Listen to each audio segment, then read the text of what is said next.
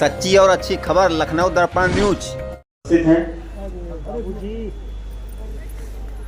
माननीय मुख्यमंत्री जी का आगमन हो चुका है।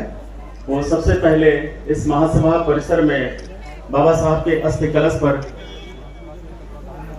पुष्प अर्पण करने हेतु जा रहे। मैं महासभा की ओर से अपने विशिष्ट अतिथि मंच पर स्थापित बाबा साहब की प्रतिमा पर माल्यार्पण करेंगे। मैं महासभा की ओर से आपको जाएगा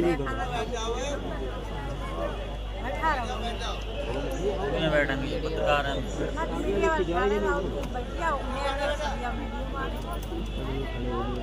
ये तो खड़े हो गए यार वहाँ।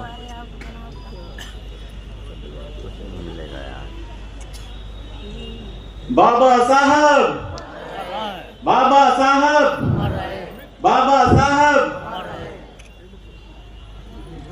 हमारे जला करके रात भर उसकी सेवा की थी।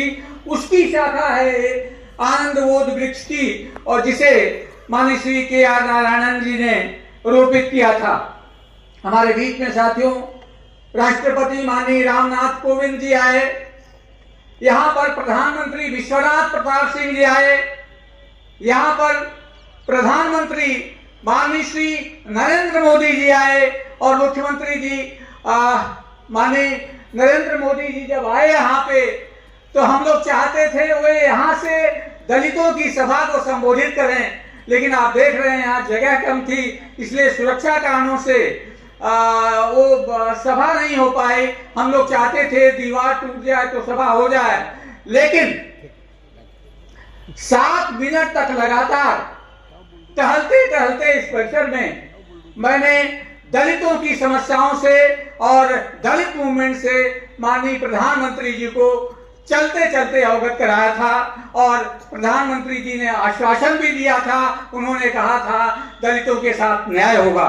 यहाँ पर गृह मंत्री इंद्रजीत गुप्ता आए, गृह मंत्री सुशील कुमार शिंदे आए, मानव संसाधन मंत्री अर्जुन सिंह जी आए, सीताराम केसरी जी आए इस परिसर में, रामविलास पासवान जी अनेकों बार आए, लोकसभा के स्पीकर रहे पीए संगमा साहब यहां से संबोधन कर चुके हैं, माननीय राजनाथ सिंह जी इस परिसर में कई बार आए, और ये बाबा साहब डॉक्टर अंबेडकर की जो प्रतिमा आप देख रहे हैं वह उन्हीं के द्वारा स्थापित करवाई गई थी जब वे मुख्यमंत्री थे।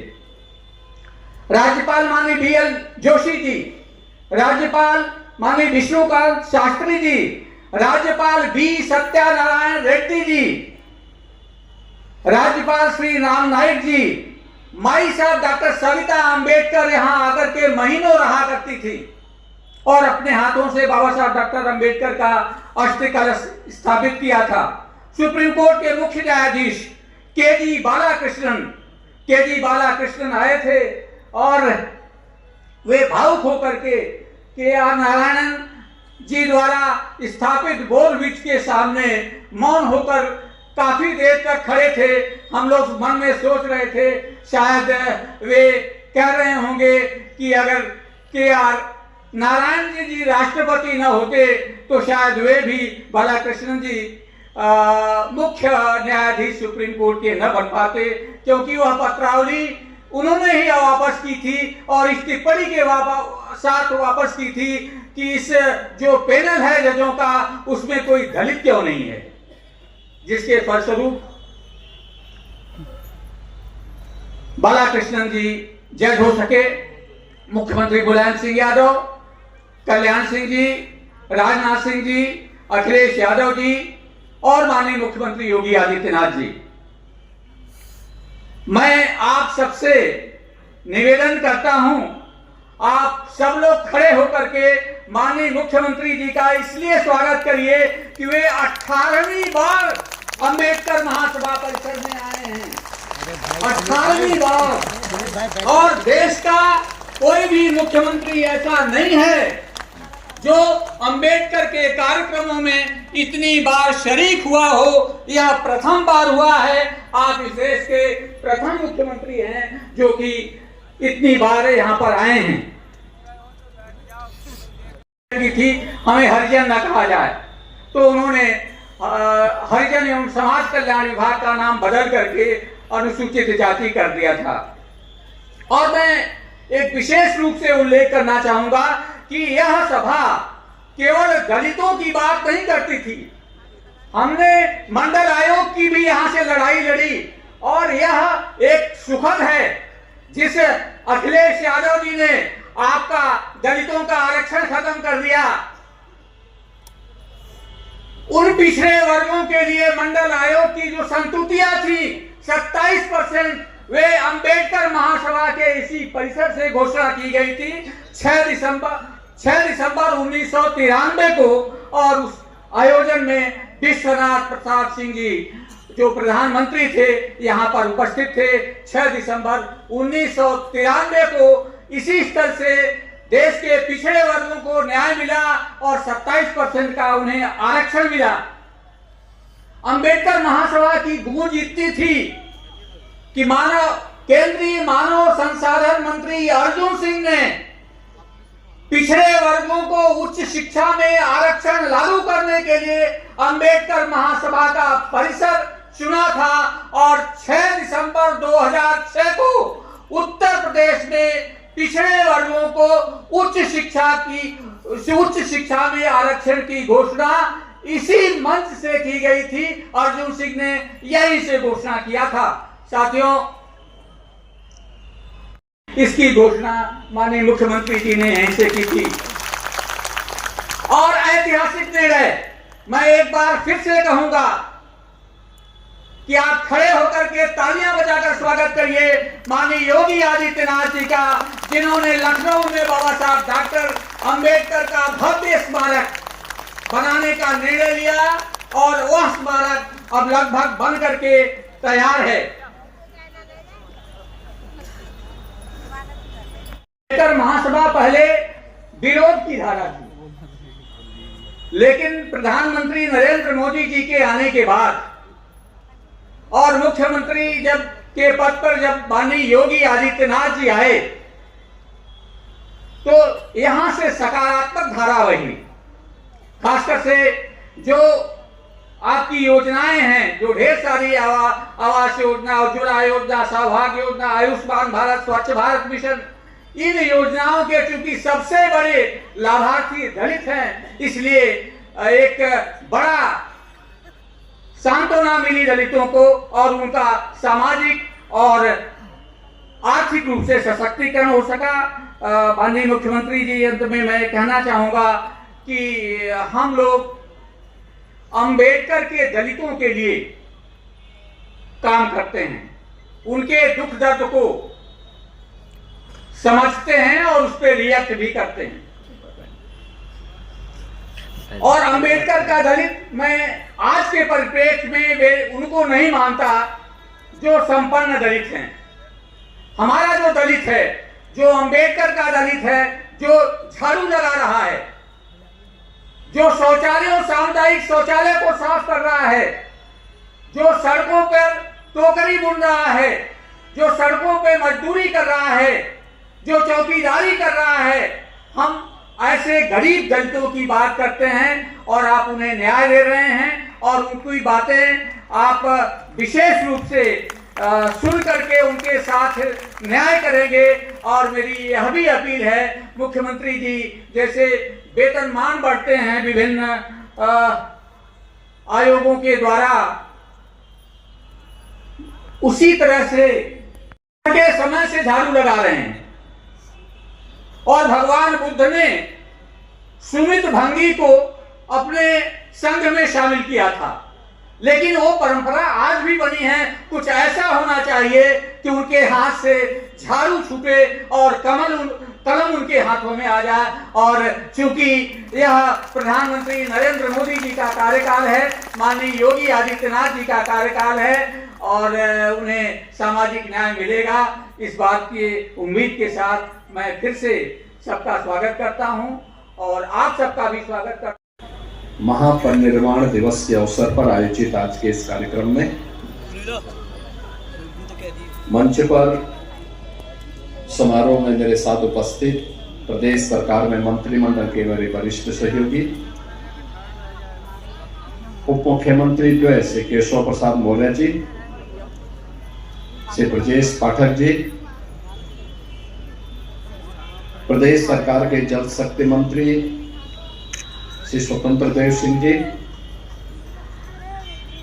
समाज कल्याण विभाग के मंत्री श्री असीम अरुण जी, लखनऊ की महापौर श्रीमती सुषमा खड़गवाल जी, इस संपूर्ण कार्यक्रम के संयोजक विधान परिषद सदस्य डॉक्टर लालजी प्रसाद निर्मल जी, प्रदेश अध्यक्ष अम्बेडकर महासभा श्री प्रमोद कुमार जी, महामंत्री अमरनाथ प्रजापति जी, कोषाध्यक्ष डॉक्टर सत्या दोहरे जी, आज के इस कार्यक्रम में यहाँ पर उपस्थित अम्बेडकर महासभा और बाबा साहब डॉक्टर भीमराव अम्बेडकर जी के प्रति श्रद्धा और समर्पण का भाव रखने वाले सभी मेरे उपस्थित बहनों और भाइयों, मैं सबसे पहले बोधिसत्व भारत रत्न डॉक्टर भीमराव अम्बेडकर जी की स्मृति को नमन करते हुए उनके इस पावन पुण्यतिथि के अवसर पर विनम्र श्रद्धांजलि अर्पित करता हूं। आज का दिन हम सबके लिए एक प्रेरणा दिवस है, क्योंकि बाबा साहब भीमराव अम्बेडकर जी ने फर्श से अर्श तक की दूरी यानी जमीन से और आसमान की ऊंचाइयों तक पहुंचने के लिए जो परिश्रम किया, जिन चुनौतियों से वो जूझे, जिन कठिनाइयों का सामना उनको करना पड़ा, जिस सामाजिक भेदभाव कि उन रूढ़िगत विषमताओं से जकड़े हुए समाज से उभर करके उन्होंने कोटि कोटि वंचितों, दलितों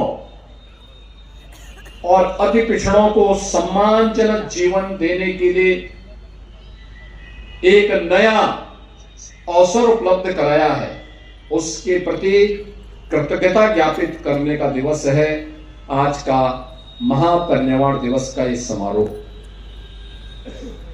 और ये हमारा सौभाग्य है कि बाबा साहब भीमराव अम्बेडकर की उन्हीं शिक्षाओं से प्रेरित होकर के देश के यशस्वी प्रधानमंत्री श्री नरेंद्र मोदी जी के नेतृत्व में देश के अंदर आज उस प्रकार के एक अभियान चल रहे हैं। आपने देखा होगा बाबा साहब भीमराव अम्बेडकर जी ने जब भारत का संविधान बनाया था, भारत के संविधान के शिल्पी के रूप में अपने उत्तरदायित्व का निर्वहन किया था। 3 महत्वपूर्ण शब्द उसकी प्रस्तावना में रखे थे, वह था न्याय, स्वाधीनता यानी समता और बंधुता। न्याय, समता और बंधुता, ये 3 शब्द अगर आप देखेंगे मोदी जी ने सबका साथ और सबके विकास के भाव के साथ बिना भेदभाव के योजनाओं का लाभ हर गरीब को, हर वंचित को, हर दलित को, हर पिछड़े को, हर महिला को, हर युवा को प्राप्त हो सके, इसके लिए देश के अंदर जो कार्यक्रम अभियान प्रारंभ किए वो आज आप सबके सामने है। गरीब को राशन की सुविधा का लाभ हो, वंचित को मकान की सुविधा का लाभ हो, हर गरीब के घर में शौचालय के निर्माण का कार्य हो, समाज की मुख्य धारा के साथ जुड़ करके जिस अभियान को आगे बढ़ाने का स्वास्थ्य की बेहतरीन सुविधा हर गरीब को प्राप्त हो सके, इसके लिए चलाए जाने वाले अभियान का हिस्सा हो। घरौनी के माध्यम से जहां पर आपका घर है वहां का मालिकाना अधिकार उपलब्ध करवाने का कार्य हो, ये उसी समता, न्याय और बंधुता का हिस्सा है जो बाबा साहब भीमराव अम्बेडकर ने संविधान की प्रस्तावना में भारतवासियों के सामने प्रस्तुत किया था। हमें अपने संविधान पर गौरव की अनुभूति होती है। हमें बाबा साहब भीमराव अंबेडकर पर गौरव की अनुभूति होती है। और बाबा साहब भीमराव अंबेडकर ने उस समय भी हम सबको उन सभी खतरों के प्रति जागरूक किया था। याद करिए, उन्होंने उस समय एक बात कही थी,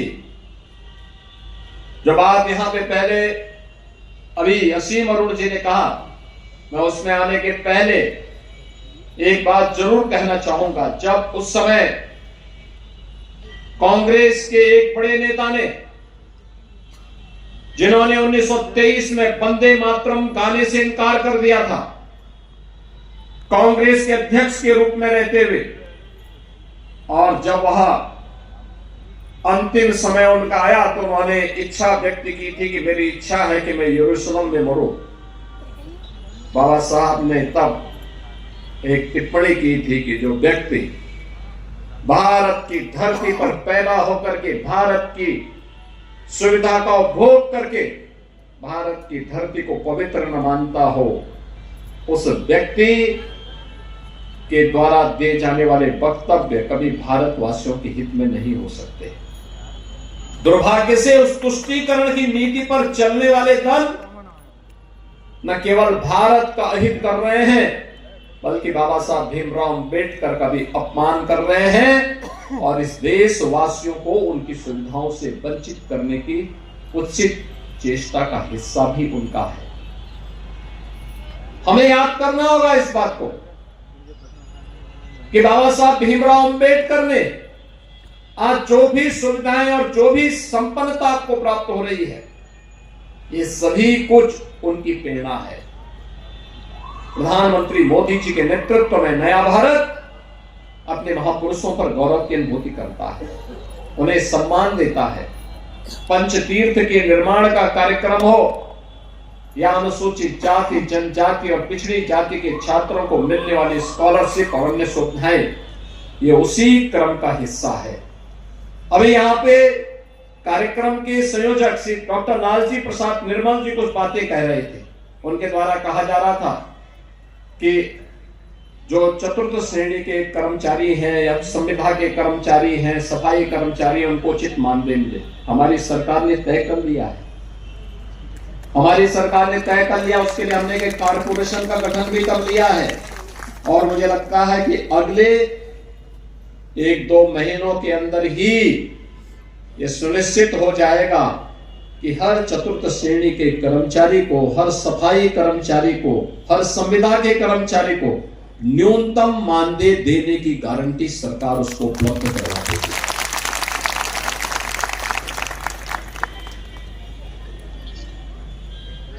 जीरो पॉवर्टी का हमारा अभियान भी उसी भगवतो रहतो सम्मा संबुद्धस्य नमो तस्य भगवतो रहतो सम्मा संबुद्धस्य नमो तस्य भगवतो रहतो सम्मा संबुद्धस्य बुद्धं शरणं गच्छामि धम्मं शरणं गच्छामि संघं शरणं गच्छामि द्वितीयंपि बुद्धं शरणं गच्छामि द्वितीयंपि धम्मं शरणं गच्छामि द्वितीयंपि संघं शरणं गच्छामि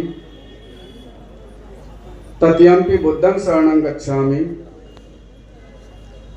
तृतीयंपि धम्मं शरणं गच्छामि तृतीयंपि संघं शरणं गच्छामि पानातिपाता वेरमणि शिक्षापदं समादयामि अदिन्नदाना वेरमणि शिक्षापदं समादयामि कामेषु मिथ्याचारा वेरमणि शिक्षापदं समादयामि मूसावादा वेरमणि शिक्षापदं समादयामि स्वरा मेर मध्य प्रमादर्थाना वेरमणि शिक्षापदं समादयामि। साधु साधु साधु।